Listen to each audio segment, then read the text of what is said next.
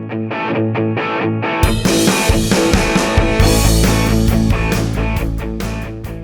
andere Jenner was daarbij betrokken, Shane Patinama. En dan staan ze er al. Manajer Timnas Indonesia, Sumarji, akhirnya buka suara soal pemilihan starting 11 di pertandingan melawan Cina pada 15 Oktober 2024. Banyak yang terkejut dengan keputusan Shin Tae-yong yang mencadangkan Tom Haye, Sandy Walsh, dan Malik Rizaldi yang tampil apik di laga melawan Bahrain. Sebagai gantinya, Shin Tae-yong memilih memasang Asnawi Mangkualam, Nathan Choyaon, dan Witan Sulaiman sebagai starter. Selain itu, Shin Tae-yong juga mencoret Eliano Reijnders dari daftar pemain final tanpa alasan cedera atau akumulasi kartu kuning. Ia juga mengubah posisi bermain Kelvin Verdong dari bek sayap kiri menjadi bek tengah kiri, yang membuat permainan Timnas Indonesia kesulitan berkembang hingga akhirnya kebobolan di babak pertama. Barulah pada babak kedua, memasukkan Tom Haye membuat permainan Garuda membaik, meski tetap kalah 1-2 dari Cina. Sumarji mengaku sempat mempertanyakan beberapa keputusan Shin Tae-yong yang tidak seperti biasanya. Jadi sebenarnya itu pun saya nanya juga. Selama ini jujur saya tidak pernah ikut campur berkaitan dengan hal-hal demikian, pemilihan starter. Ada sedikit juga yang harus saya pertanyakan, ujar Sumarji. Namun, setelah mendengarkan penjelasan Shin Tae-yong, Sumarji memahami bahwa itu adalah strategi pelatih. Sumarji juga menegaskan tidak ada intervensi untuk Shin Tae-yong, termasuk soal pemilihan starting 11. 1000% tidak ada. Sekarang kita ngomong siapa yang berani intervensi STY, tidak ada ceritanya. Coach Shin ini kita mau ngomong saja dibentak duluan. Gimana coba? Murni keputusan STY, ucapnya. Sumarji menyebut bahwa pelatih tentu memiliki strategi dan feeling tersendiri dalam memilih pemain. Mungkin ada beberapa namanya pelatih kan punya feeling, yang kira-kira saya mainkan ini pasti opsinya begini, nanti kalau ada problem solusinya begini, ditambahnya. Keputusan STY memang tak mudah dipahami, namun ia percaya bahwa setiap langkah yang diambilnya berdasarkan pertimbangan matang. Pertandingan melawan Cina menjadi pembelajaran berharga bagi Timnas Indonesia. Dengan dua laga penting menghadapi Jepang dan Arab Saudi yang akan digelar di Stadion Utama Gelora Bung Karno pada bulan November mendatang, diharapkan Timnas Indonesia dapat memperbaiki strategi dan performa mereka. Dukungan penuh dari supporter sangat diperlukan untuk memompa semangat Garuda Merah Putih. Arab Saudi secara resmi mengakhiri kontrak dengan pelatih Roberto Mancini di tengah perjuangan mereka di Grup C kualifikasi Piala Dunia 2026. Keduanya sepakat berpisah usai serangkaian hasil yang mengecewakan di laga-laga sebelumnya. Mancini, yang memimpin Timnas Arab Saudi sejak Agustus 2023, mengalami kesulitan membawa tim ke performa terbaik. Di bawah asuhannya, Saudi tersingkir dari Piala Asia awal tahun ini di babak 16 besar setelah kalah melalui adu penalti dari Korea Selatan. Lebih baru, timnya juga menelan kekalahan 2-0 dari Jepang dan ditahan imbang tanpa gol oleh Bahrain dalam 2 pertandingan kualifikasi terakhir. Dalam pernyataan resminya yang dipublikasikan di platform X, Federasi Sepak Bola Saudi menyatakan bahwa keputusan ini diambil berdasarkan kesepakatan bersama. Dewan Direksi Federasi Sepak Bola Saudi dan pelatih tim nasional, Roberto Mancini dari Italia mencapai kesepakatan bersama pada hari Kamis untuk mengakhiri hubungan kontrak, bunyi pernyataan tersebut. Arab Saudi saat ini berada di posisi ketiga klasemen Grup C dengan 5 poin, tertinggal 5 poin dari Jepang yang berada di puncak klasemen setelah 4 pertandingan. Dengan 2 laga krusial pada November mendatang, yaitu menghadapi Australia di kandang pada 14 November dan melawan Timnas Indonesia di Jakarta pada 19 November, tantangan besar menanti Arab Saudi tanpa Mancini di kursi pelatih. Situasi ini membuat langkah mereka untuk lolos ke Piala Dunia semakin sulit, di mana hanya 2 tim teratas dari setiap grup yang mendapat tiket otomatis. Tim peringkat ketiga dan keempat akan mengikuti babak playoff, sementara 2 tim terbawah dipastikan tersingkir dari persaingan. Federasi Sepak Bola Indonesia, PSSI, telah melakukan evaluasi terhadap kinerja pelatih Timnas Indonesia, Shin Tae-yong, setelah hasil pertandingan putaran ketiga kualifikasi Piala Dunia 2026 melawan Bahrain dan Cina. Target awal PSSI adalah meraih 4 poin dari 2 laga tersebut, namun Timnas Indonesia hanya mampu mengamankan 1 poin, dengan hasil imbang melawan Bahrain dan kekalahan dari Cina. Ketua Badan Tim Nasional, BTN, Sumarji, mengakui bahwa evaluasi dilakukan menyeluruh, dan ada satu aspek utama yang menjadi fokus, yakni chemistry antar pemain. Chemistry tim kurang menyatu. Kami meminta kepada Shin Tae-yong untuk lebih meningkatkan komunikasi dan atmosfer di dalam tim, ujar Sumarji, Kamis, 24 Oktober 2024, yang dikutip dari Instagram Perspektive Football ID.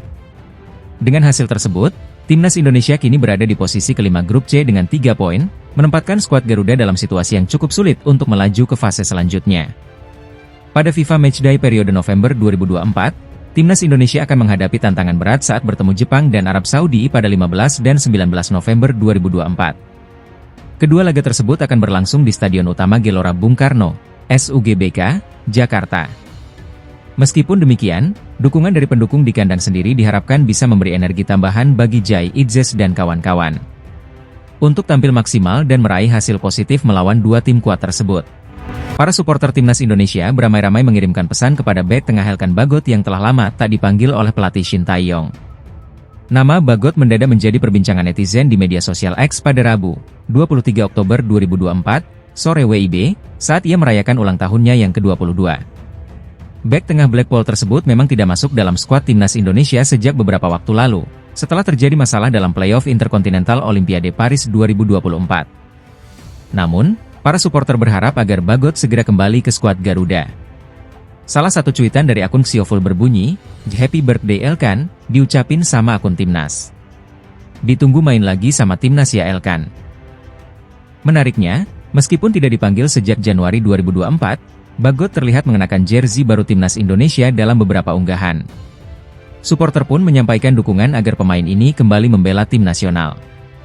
Selain Elkan, pemain Timnas Indonesia lainnya, Eliano Rejders, yang baru debut pada Oktober ini, juga merayakan ulang tahunnya yang ke-24 pada hari yang sama. Rejders sempat tampil sekali dalam laga melawan Bahrain pada 10 Oktober lalu. Timnas Indonesia dijadwalkan bertanding kembali pada November 2024 dengan menghadapi Jepang dan Arab Saudi dalam lanjutan kualifikasi Piala Dunia 2026 zona Asia. Jelang laga kualifikasi Piala Dunia 2026 yang akan digelar pada 15 November, pelatih Jepang Hajime Moriyasu mengakui bahwa pertandingan melawan Timnas Indonesia akan sangat menyulitkan mereka. Apa alasannya? Yuk, simak selengkapnya. Dilansir dari bola.com, faktor utama yang membuat pelatih Jepang mengakui bahwa pertandingan ini akan berat adalah dukungan besar dari supporter Timnas Indonesia. Menurutnya, kehadiran 60.000 hingga 80.000 pendukung di Stadion Utama Gelora Bung Karno, SUGBK, akan menciptakan tekanan yang luar biasa bagi Jepang. Saya sudah melihat beberapa pertandingan di SUGBK, termasuk kualifikasi U20 Piala Asia 2018. Supporter yang hadir sekitar 60.000 hingga 80.000, ini akan jadi situasi yang sangat sulit untuk kami, ungkap Hajime Moriyasu. Di sisi lain, Timnas Indonesia sedang berbenah usai hasil kurang memuaskan melawan Cina. PSSI dan Kemenpora juga sedang mengusahakan agar Kevin Dix segera bisa bermain menghadapi Jepang. Meski begitu, bergabungnya Kevin Dix saja tidak menjamin kemenangan, karena masih banyak masalah yang harus diatasi. Yunus Nusi, staf Timnas, menginformasikan bahwa evaluasi besar akan dilakukan oleh Shin Tae-yong. Sepulang beliau dari Korea Selatan, lagi istirahat beliau, ujar Yunus Nusi. Setelah hampir 2 pekan menjadi sasaran kritik netizen Indonesia, wasit Ahmed Alkaf akhirnya muncul kembali di media sosial. Wasit asal Oman ini membuat postingan dengan kata-kata mutiara. Sebelumnya, Alkaf membuat murka pencinta Timnas Indonesia karena dianggap tidak adil saat memimpin laga Bahrain melawan Indonesia di Stadion Nasional, Rifa, pada 10 Oktober 2024. Contoh nyata ketidakadilan tersebut adalah ketika Alkaf tidak menghentikan pertandingan meskipun waktu injury time sudah habis. Timnas Indonesia yang unggul 2-1 atas Bahrain akhirnya kebobolan pada menit ke-99 dan pertandingan baru dihentikan setelah gol tersebut. Usai laga, Alkaf dibombardir kritik oleh netizen Indonesia. Kini, ia muncul lagi di media sosial dengan postingan berbunyi, "Tidak ada yang lebih besar dari rahmatku. Islam dan kesejahteraan bersama mereka. Kamu hidup damai dalam segala keadaan. Alhamdulillah selalu dan selamanya." Netizen Indonesia yang melihat unggahan ini memberikan reaksi keras, dengan salah satu netizen menulis, "Jika kezaliman Anda sebagai pengadil lapangan akan menjadi saksi di alam kubur nanti." Bek Timnas Indonesia, Kelvin Verdong, tak sabar menghadapi Jepang dalam laga kelima grup C putaran ketiga kualifikasi Piala Dunia 2026 zona Asia. Sempat berkelakar soal kualitas pemain Jepang, Verdong akhirnya mengakui keunggulan mereka. Mereka tidak punya banyak pemain bagus di Jepang. "Tidak, saya bercanda. Semua pemain mereka top," ujarnya sambil tersenyum. Verdong menilai pertandingan ini sebagai salah satu yang paling ia nantikan, terutama karena Timnas Indonesia akan berhadapan dengan pemain-pemain top dunia seperti Takefusa Kubo. "Ini akan menjadi pertandingan paling menyenangkan untuk saya," ujarnya.